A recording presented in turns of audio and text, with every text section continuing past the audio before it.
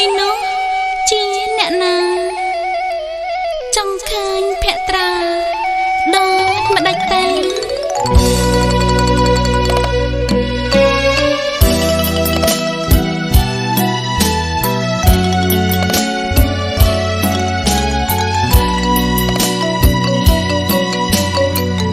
ចង់ឃើញចង់ស្គាល់បងមកដល់ហើ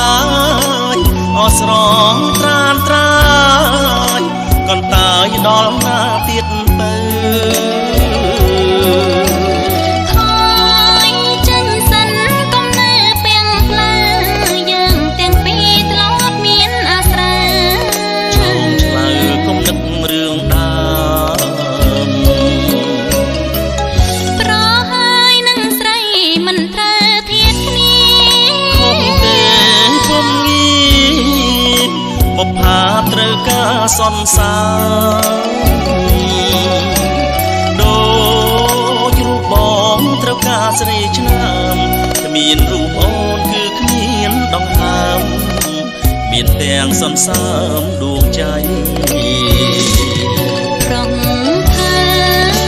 រអើមាត់ដូចលៀបខ្លាញ់គួរឲ្យខ្នាញ់ខ្នាញ់ខ្នាញ់ជាប់ក្នុងហឫទ័យបងយកខ្លុយធ្វើជាសាស័យលុះត្រាដេកដីស្មាំងស្រីជានិច្ចបើស្មាំងត្រូវស្មងបងកុំដល់ដៃស្មាំងអូនលោកស្រីយប់ថ្ងៃឥតមានបែកកិច្ចអូនពលមកបងសុំបន្តិចសុំស្រូបក្លិនមាសឆ្អិនដូចពេជ្របំភ្លេចរឿងចាំងអាស្រើ